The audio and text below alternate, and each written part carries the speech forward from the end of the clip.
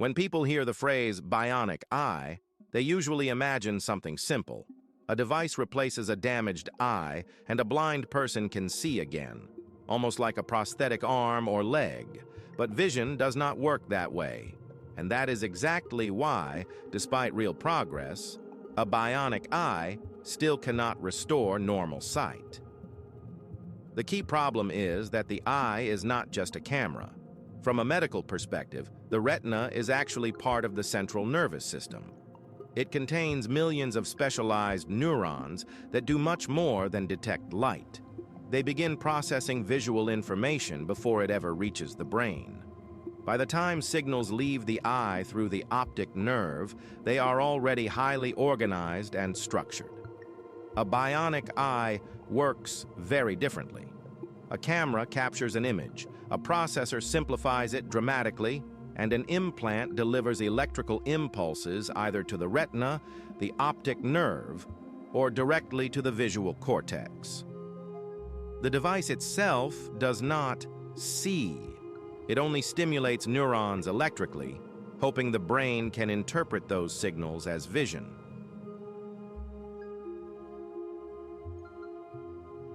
In recent years, there have been important medical experiments. Retinal implants, for example, have helped some patients whose photoreceptors were destroyed but whose optic nerve remained intact. These patients can sometimes detect shapes, large letters, or simple objects. Compared to earlier generations of implants, this is real progress. If the optic nerve or the visual cortex is damaged, these systems offer little to no benefit. This limitation is one reason why projects like Neuralink have attracted so much attention. The idea behind Neuralink's blind sight concept is to bypass the eye and optic nerve entirely and stimulate the visual cortex directly. From a medical standpoint, this makes sense. The visual cortex is where visual perception is ultimately formed. The project has received a breakthrough designation.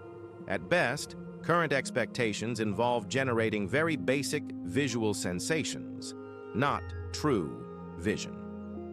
Even with direct brain stimulation, a fundamental barrier remains. A healthy human eye transmits roughly 1 million parallel channels of information to the brain. Modern implants can stimulate only hundreds, or at best, a few thousand points. For the brain, this is not an image. It is a sparse collection of flashes without enough detail to form a coherent visual scene. There is also a deeper neurological problem. Medicine still does not fully understand the neural code of vision. We do not know exactly how the brain encodes shape, depth, motion, and color. Vision is not just about activating neurons. It depends on precise spatial and temporal patterns of activity across large neural networks. And what I wanted to do is show you how it works. Okay, so let me back up a little bit and show you how a normal retina works first so you can see the problem that we were trying to solve. Here you have a retina, so you have an image, a retina, and a brain. So when you look at something, like this image of this baby's face, it goes into your eye and it lands on your retina, on the front end cells here, the photoreceptors.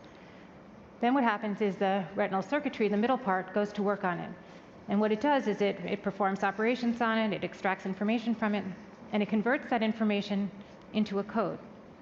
And the code is in the form of these patterns of electrical pulses that get sent up to the brain. And so the key thing is that the image ultimately gets converted into a code. And when I say code, I do literally mean code. Like this pattern of pulses here actually means baby's face. And so when the brain gets this pattern of pulses, it knows that what was out there was a baby's face. And if it got a different pattern, it would know that what was out there was, say, a dog, or another pattern would be a house. Anyway, you get the idea. And of course, in real life, it's all dynamic, meaning that it's changing all the time. So the patterns of pulses are changing all the time because the world you're looking at is changing all the time too. From a medical perspective, the bionic eye is not a failure. It is an assistive technology that can significantly improve independence and quality of life.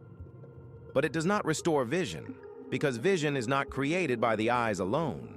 Vision is a language of the brain, and until neuroscience learns to fully decode and reproduce that language, Neither bionic eyes nor brain-computer interfaces like Neuralink will be able to return sight in the way people imagine.